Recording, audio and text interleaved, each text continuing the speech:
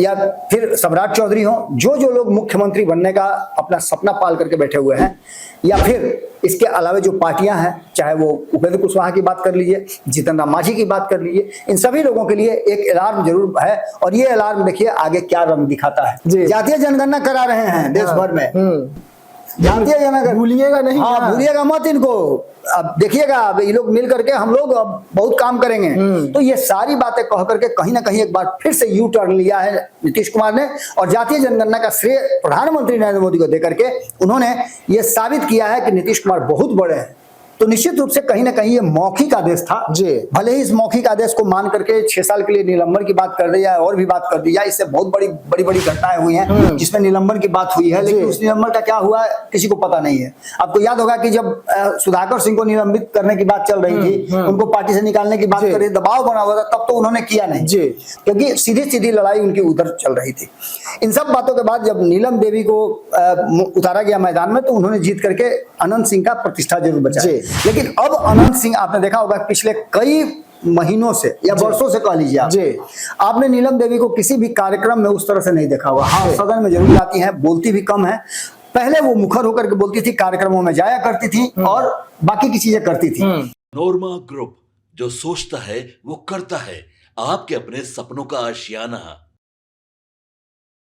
नमस्कार, मैं विकास सिंह राजपूत और घड़ी में सुबह के 7 बज रहे हैं और आप बिहार के खबरों को लेकर पेपर, अखबार या टीवी चैनल के सामने बैठ रहे होंगे। तो हम आपको यही कहेंगे कि हाथों में चाय ले लीजिए, चाय का कप और चाय का मजा लीजिए और अपने मोबाइल को ऑन करके भारत लाइव पर आ जाइए और हम खबरों को आपको विस्तार से बताएंगे। और रातों रात में होगी बिहार की ढेर सारी खबरें जिसका चर्चा लगातार चलते रहेगा। तो चलिए खबरों की शुरुआत करते हैं। और खबरों की शुरुआत में हमारे साथ हर रोज की तरह इस वक्त बाबा जुड़े हुए हैं और बाबा खबरों को आपको विस्तार से बताएंगे। तो खबरों की शुरुआत, मोदी को जाते ही चिराग पासवान एक्शन में है और गुप्त बैठक बुला लिए हैं बाबा।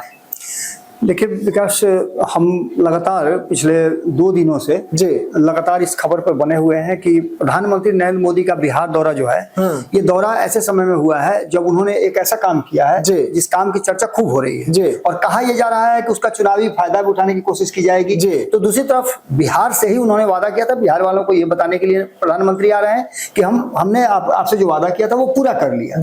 लेकिन सबसे बड़ी बात यह है कि भारतीय जनता पार्टी इस मामले को लेकर के, जैसे नहीं होता है कि आप चावल बनते हुए देखिएगा तो पूरा आप चावल नहीं पलट के देखते हैं, एक चावल उसमें से निकाल करके चेक करते हैं कि सीझा है कि नहीं सीझा है, पक गया है कि नहीं पक गया है।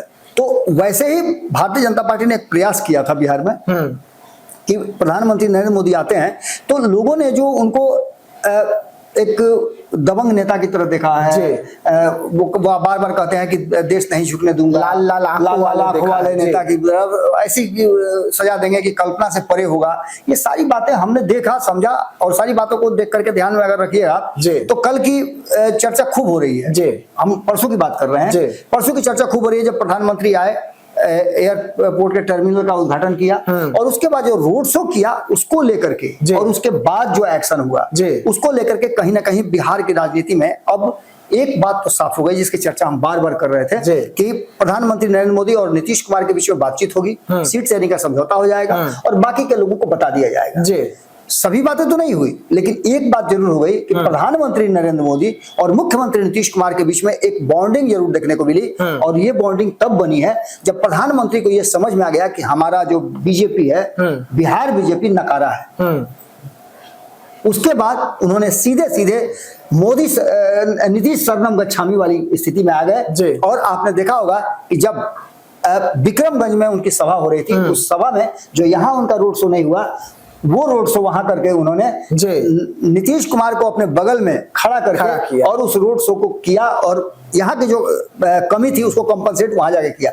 ऐसी बातों में आप समझ सकते हैं कि बाकी के दलों को के लिए चिंता की बात जरूर होगी। और कहीं ना कहीं ऐसी स्थिति उत्पन्न होने के बाद मोदी के कार्यक्रम खत्म हुआ और वैसे ही तुरंत विक्रमगंज में एक सभा बुला करके, एक मीटिंग बुला करके चिराग पासवान ने यह भी साबित कर दिया कि वो चुनाव के लिए पूरी तरह से तैयार हो गए हैं और चुनावी मोड में हैं। और विक्रम की सभा के बाद अभी तो निकल करके नहीं आया है कि वहां उन्होंने क्या घोषणाएं की है, क्या किस तरह की बातें की है, लेकिन एक बात जरूर हुआ है कि जिस क्षेत्र में एनडीए सबसे कमजोर हुई है उस क्षेत्र में अपनी उंगली डाल करके, अपना खूंटा गाड़ करके चिराग पासवान एक बार फिर साबित करना चाहते हैं कि आप हमें जो दीजिएगा हम वहां से सोना उगा करके दिखाएंगे। यानी सीधी तौर पर समझ लिए कि मीटिंग का मतलब यही होगा कि प्रधानमंत्री नरेंद्र मोदी अब यहाँ आए, यहाँ के लोगों से बातचीत किया, बताया कि आपकी जो समस्याएं हैं उसके निदान के लिए हमको 5 साल का और समय चाहिए। नीतीश कुमार को समय दीजिए, चिराग पासवान को समय दीजिए, उपेंद्र कुशवाहा को समय दीजिए, सम्राट चौधरी को दीजिए, मांझी जी को समय दीजिए, उन सभी लोगों को समय दीजिएगा तो हम केंद्र से जो योजनाएं हैं उसको भेजते रहेंगे और आपका विकास करेंगे। इन सारी बातों को लेकर के चिराग पासवान ने जो मीटिंग की है उस मीटिंग को आप पॉजिटिव सेंस में देख सकते हैं, इसको आप नेगेटिव सेंस में नहीं देख सकते, पॉजिटिव सेंस में देख सकते हैं। और चिराग पासवान ने ये मान भी लिया है कि नीतीश कुमार बिहार देखेंगे और प्रधानमंत्री नरेंद्र मोदी दिल्ली देखेंगे। यहाँ कोई कंट्राडिक्शन 2025 के चुनाव में नहीं है और चिराग की इस मीटिंग के बाद निश्चित रूप से एनडीए गठबंधन के लिए एक अच्छी सौगात लेकर के आएगा। अब एक और बड़ी खबर बाबा, बाहुबली अनंत सिंह के परिवार से जुड़ी हुई आ रही है। बाहुबली अनंत सिंह की धर्म पत्नी जो है अब चुनाव नहीं लड़ेगी, विधायक नहीं बनेगी। देखिए इसमें भी कई तरह की बातें सामने आ रही हैं। आपने देखा होगा कि पिछले कई शुरुआती दौर में आपने देखा होगा जब वो विधायक बन के आई थी, राष्ट्रीय जनता दल के कोटे से वो उनको टिकट मिला था। और आपको पता ही होगा कि अनंत सिंह के जेल जाने के बाद जो कार्रवाई हुई थी और उसमें नाराजगी जो थी, उस नाराजगी का प्रकटीकरण था। अनंत सिंह की पत्नी को लोगों ने भर भर करके वोट दिया। बहुत प्रयास करने के बाद एनडीए गठबंधन वहां से कुछ नहीं हासिल कर पाया। और सबसे बड़ा जो अगर किसी के साथ उनका अदावत था तो वो था जनता दल यूनाइटेड, क्योंकि सीधी सीधी लड़ाई उनकी उधर चल रही थी। इन सब बातों के बाद जब नीलम देवी को उतारा गया मैदान में तो उन्होंने जीत करके अनंत सिंह का प्रतिष्ठा जरूर बचाया। लेकिन अब अनंत सिंह आपने देखा होगा पिछले कई महीनों से या वर्षों से कह लीजिए आपने नीलम देवी को किसी भी कार्यक्रम में उस तरह से नहीं देखा होगा। हाँ, सदन में जरूर जाती हैं, बोलती भी कम है। पहले वो मुखर होकर के बोलती थी, कार्यक्रमों में जाया करती थी और बाकी की चीजें करती थी, लेकिन धीरे धीरे करके वो राजनीतिक रूप से सिर्फ एक सिंबल बनकर रह गई, सिमट गई हैं। और आप समझ सकते हैं कि इसके पीछे का कारण होगा कि अनंत सिंह जिस तरह से भारतीय जनता पार्टी या एनडीए को मदद उन्होंने किया है। आप देखे होंगे कि पिछले चुनाव में जो चल रहा था लोकसभा का, उस चुनाव के बीच में भी हुआ है थे ललन सिंह को लेकर के कहा जाता है कि उन्होंने प्रचार भी किया था। इस सब के बाद अब जो स्थिति नजर आ रही है उसमें अनंत सिंह के कुछ मामलों में जो बेल हुए हैं उसको लेकर के अब ये कहा जा रहा है कि अनंत सिंह बाहर आएंगे और अपनी पत्नी को न लड़ा करके वो खुद लड़ेंगे। और इस बार तो वो पाला बदल भी चुके हैं, अब राष्ट्रीय जनता दल में नहीं है, अब या तो जदयू से या भारतीय जनता पार्टी से, जहां से उनको सूट करेगा वहां से वो चुनाव लड़ेंगे। और संभावना ज्यादा है कि जनता दल यूनाइटेड की तरफ से वो चुनाव लड़े। और ऐसे में आप देख सकते हैं कि एक बार फिर से अनंत सिंह लड़े या अपने बेटों को वो राजनीति में उतार सकते हैं, ऐसी भी बातें कही जा रही हैं। अगली एक और बड़ी खबर है, लालू परिवार से जुड़ी हुई है और लालू यादव ने जो आदेश दिया था बाबा, वो आदेश फेल हो गई है। और तेजस्वी की गुप्त जो चिट्ठी थी वो चिट्ठी वायरल हो चुकी है एक बार फिर से। देखिए इसमें भी आपने जो शोध करके निकाला आप ही का ये निकाला हुआ खबर है।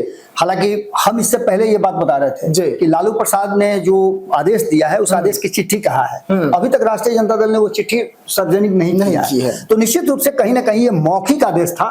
भले ही इस मौखिक आदेश को मान करके 6 साल के लिए निलंबन की बात कर दी जाए और भी बात कर दी जाए, इससे बहुत बड़ी घटनाएं हुई हैं जिसमें निलंबन की बात हुई है, लेकिन उस निलंबन का क्या हुआ किसी को पता नहीं है। आपको याद होगा कि जब सुधाकर सिंह को निलंबित करने की बात चल रही थी, उनको पार्टी से निकालने की बात कर रही, दबाव बना हुआ था, तब तो उन्होंने किया नहीं। तो अब जहां तक तेज प्रताप यादव की बात है कि दोनों ने सेम, आप देख लीजिए एक ही तरह का, हम चाहेंगे कि उसको आप दिखा भी दीजिए, एक तरह का उन्होंने ट्वीट किया है और पहले इस ट्वीट को करने किया है तेजस्वी यादव ने और उसके बाद इस ट्वीट को किया है तेज प्रताप यादव ने, यानी 6 मिनट के बाद। यानी सीधी तौर पे ये आप कह सकते हैं कि लालू प्रसाद ने आदेश तो दे दिया है, सामने से दिखाने के लिए कुछ और, हाथी के दांत खाने के और दिखाने के और होते हैं। और तेज प्रताप यादव पे कार्रवाई अगर करती है लालू परिवार के किसी भी सदस्य के द्वारा या फिर लालू प्रसाद के द्वारा भी, तो तेज प्रताप उसको स्वीकार करेंगे या एक्सेप्ट करेंगे या नहीं करेंगे, ये सबसे बड़ी बात है। जो तेज प्रताप आपने देखा होगा कि तेजस्वी यादव के मंच पर खड़ा होकर के सहर्ष उनको अपना मुख्यमंत्री मानने के लिए तैयार थे,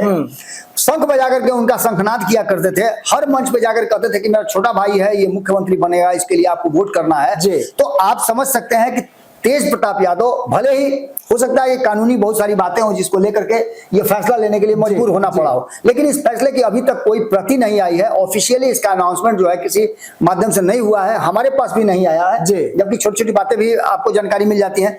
किसी अन्य मीडिया के चैनल पर भी आपको नहीं दिखा होगा कि तेज प्रताप यादव के निलंबन की कोई चिट्ठी आई है। ऐसे में दोनों के बीच में मंत्रणा हो रही है, दोनों अभी तक अलग नहीं हुए हैं और आने वाले 2025 के चुनाव के लिए खासकर तेजस्वी यादव के लिए तेज प्रताप यादव का उनसे अलग हो जाना यह बहुत घातक हो सकता है, क्योंकि उनकी पूरी टीम जो है बड़ी डायनामाइक और विस्फोटक टीम है। 2019 में 0 पर बोल्ड कर दिया था, आपको सबको याद होगा। अब ऐसा अगर रहा तो 2025 में फिर सपना का सपना ही रह जाएगा तेजस्वी यादव का मुख्यमंत्री की कुर्सी तक पहुंचने का।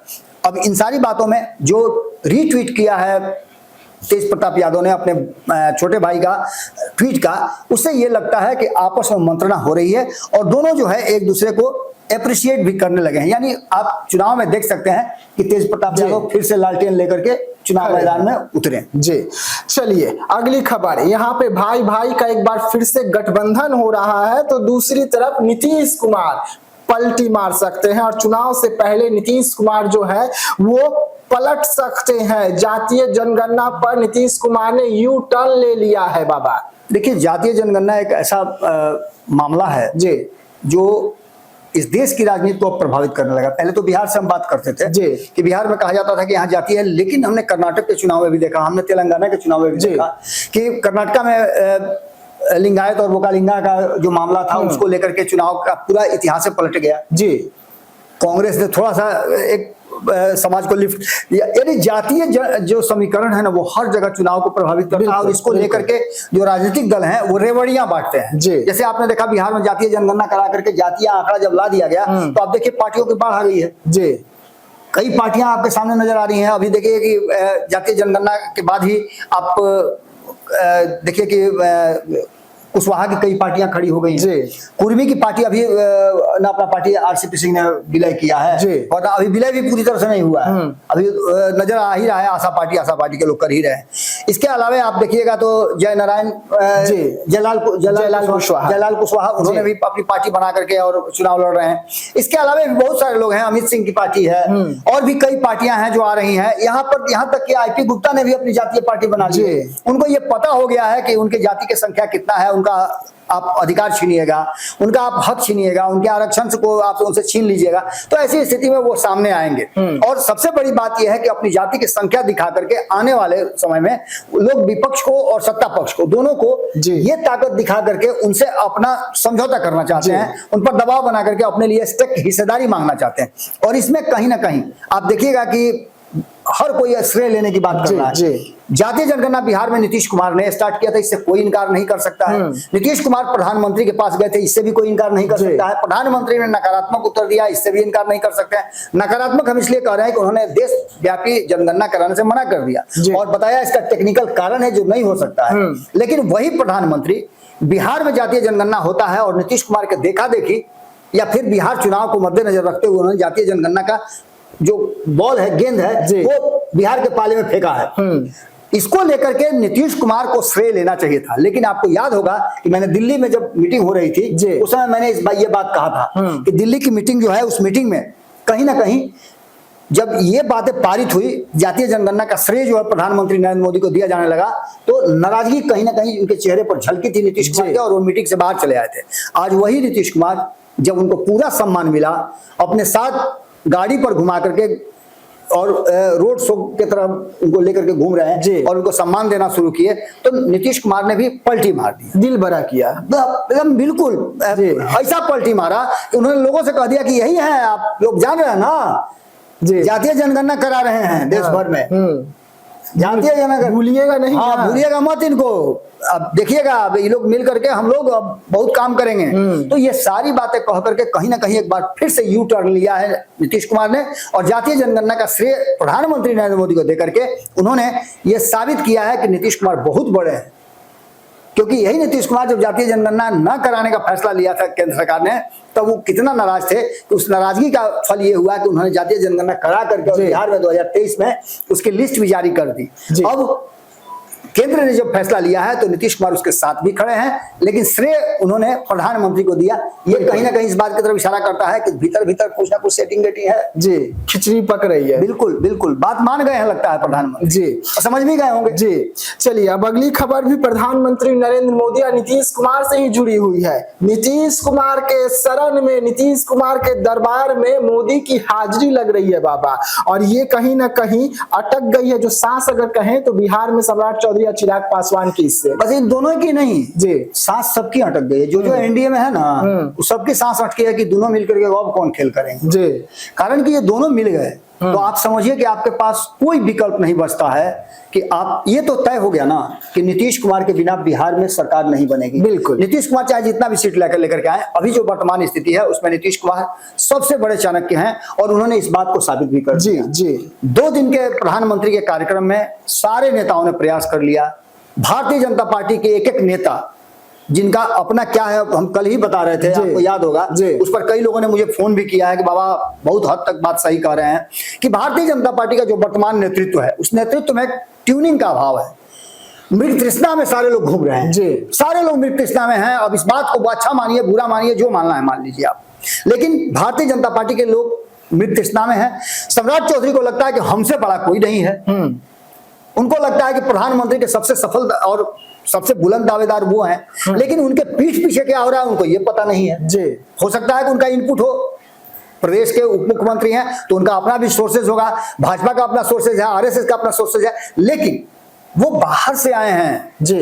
जो भारतीय जनता पार्टी की जड़ें हैं वो बड़ी मजबूत है। अश्विनी चौबे पहुंचते हैं और बीच रोड पर क्या होता है सारा लोग ने कल देखा जी।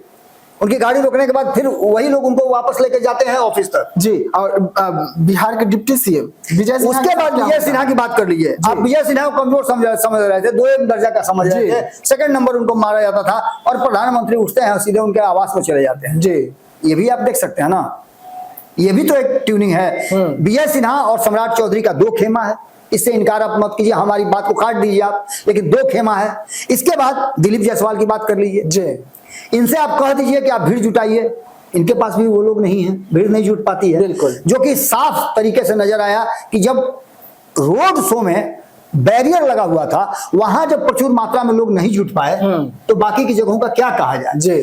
एक बात जो प्रशांत किशोर ने कही उसकी बात मैंने कल भी कोट किया था, आज भी मैं कर रहा हूं कि प्रधानमंत्री देश के किसी भी कोने में घूम जाए, जिस गुजरात के रहने वाले उस गुजरात में भी आ जाए, लेकिन बिहार में जब आते हैं तो वो गदगद हो जाते हैं क्योंकि यहाँ भीड़ जुटती है। और एनडीए गठबंधन बिना नीतीश कुमार के भारतीय जनता पार्टी शून्य है, ये बात कहीं ना कहीं प्रधानमंत्री को ये समझ में आ गई है जी। प्रधानमंत्री जब नीतीश कुमार को अपनी गाड़ी पे बैठाकर रोड शो नहीं करते हैं, साल में 2 बार वो रोड शो किए, एक रोड शो उन्होंने किया था लोकसभा चुनाव के समय में, मैंने पंचनामा में भी ये बात कही थी, एक बार फिर से मैं दोहरा दे रहा हूं कि जब प्रधानमंत्री नरेंद्र मोदी लोकसभा चुनाव के समय रोड शो करते हैं तो अपने बगल में खड़ा करते हैं नीतीश कुमार को, और नीतीश कुमार को भले ही जितना भी बात कह लीजिए लेकिन भीड़ माने आउट ऑफ कंट्रोल थी जी। दूसरी बार जब प्रधानमंत्री एयरपोर्ट से बीजेपी कार्यालय जाते हैं तो इतने भी लोग नहीं थे, जितना पोस्टर था उससे उतना ही लोग नहीं थे जी। जितने पोस्टर लगे हुए थे, नेता नजर आ रहे थे, लोग नजर नहीं आ रहे थे। और जब पोस्टर इतने सारे लगे हुए थे तो एक एक पोस्टर को अगर काउंट कर लिया जाए उतने लोग भी अगर खड़े हो जाते तो ये पूरी भीड़ नजर आती। लेकिन कई स्पॉट ऐसे थे, कई जगह 32 जगह स्वागत की तैयारी थी, सारा फेल रहा। और प्रधानमंत्री नरेंद्र मोदी को सिर्फ एक आम बिना कुछ कहे अगर वो आ जाते ना तो उतना ज्यादा उससे ज्यादा भीड़ होती है। लेकिन ये पूरा कार्यक्रम जो है एक दूसरे के खींचतान में असफल रही। और जैसा कि कल मैंने बताया था कि कहीं ना कहीं वो लोग जो प्रधानमंत्री को कहीं ले आकर के लेट डाउन कर दिया, आपसी द्वंद के चलते जो वास्तविक लोग हैं, जिन लोगों के पास मांस है, जिन लोगों के पास लोग हैं, मैं कई लोगों को जानता हूं जिनके पास संख्या है लेकिन वो हाशिए पर खड़े हैं। जी, आपको कहां नजर आए अश्विनी चौबे का टिकट कटवाने वाले मिथिलेश तिवारी? कहीं नजर आए क्या?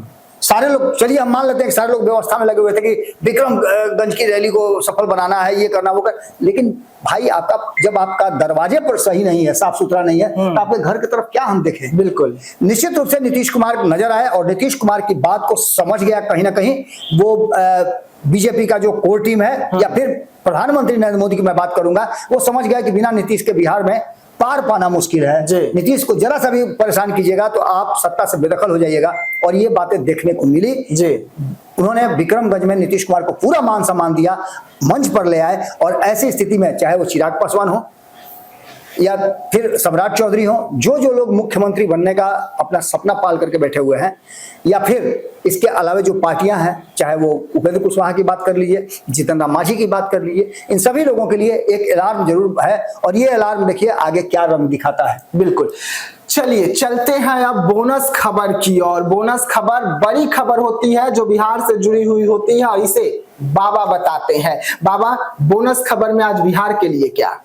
देखिए, बिहार के लिए सबसे बड़ी खबर यह है कि चुनावी साल है, 4 महीने बचे हुए हैं चुनाव में घोषणा होने में, और इस घोषणा के पहले हम आपको कई बार बता चुके हैं कि इस बार का चुनाव कुछ विशेष होने जा रहा है। एक पीढ़ी का अंत होने जा रहा है और दूसरी पीढ़ी की शुरुआत होने जा रही है। यानी कि जयप्रकाश नारायण की पीढ़ी का समापन हो रहा है, और बाकी के जो नेता निकल करके सामने आए हैं, चाहे वो अन्ना हजारे की बात कर लीजिए या और भी जितने भी नेता हुए हैं उनकी बात कर लीजिए, जो वर्तमान में नेता हैं, उन सभी नेताओं के जो अनुयायी हैं या फिर दल हैं, वो अब आना शुरू कर चुके हैं। ऐसी स्थिति में एक बात तो साफ साफ नजर आ रही है कि कहीं ना कहीं कई दल बिहार में चुनाव लड़ने की तैयारी कर रहे हैं। हमने पहले बताया है कि तेजस्वी यादव की परेशानी पैदा करने के लिए उत्तर प्रदेश से अखिलेश यादव चुनाव लड़ना चाहते हैं।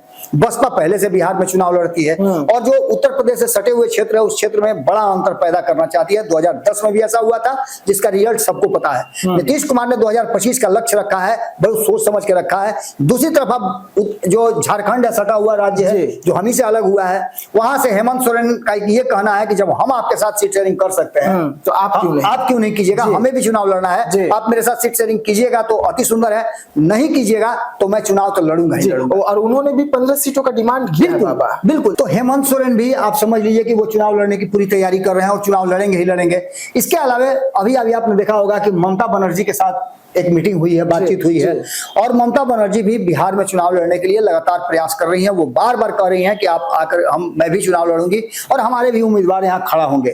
इनसे इसको लेकर के ये सारे लोग तो लड़ ही रहे हैं। इसके अलावा आप प्रशांत किशोर की बात कर लीजिए, IP गुप्ता की बात कर लीजिए, जयलाल कुशवाहा जो एक नया गठबंधन बना रहे हैं करीब 20-25 दलों का, वो भी चुनाव लड़ेगा, और भी कई लोग हैं वो चुनाव तो लड़ेंगे ही लड़ेंगे। इसके साथ साथ एक नया दल आम आदमी पार्टी जो उसके साथ हुआ है दिल्ली में, वो बदला लेने के लिए वो बिहार में अपनी जड़ें मजबूत करने में लग गया है, और उसके प्रदेश अध्यक्ष जो हैं वो लगातार बिहार भर में भ्रमण करके लोगों को जोड़ रहे हैं, सदस्यता अभियान चला रहे हैं, कार्यक्रम कर रहे हैं, और बता रहे हैं कि दिल्ली में क्या कुछ हुआ है। और इस बीच में मात्र 3 महीने में दिल्ली में जिस तरह से जनता जो है आम आदमी पार्टी का एक बार फिर से उसके हाथ से सरकार जाने का जो गम मना रही है, जितना दुखी है उसे अपने फैसले पर अफसोस हो रहा है कि उसने क्यों फैसला लिया। इन सारी बातों को लेकर के अब आम आदमी पार्टी और आम आदमी पार्टी के जो प्रदेश अध्यक्ष हैं वो एक अभियान के तहत अपने कार्यक्रम को शुरू कर चुके हैं। बहुत जल्द आपको पटल पर देखने को मिलेगा।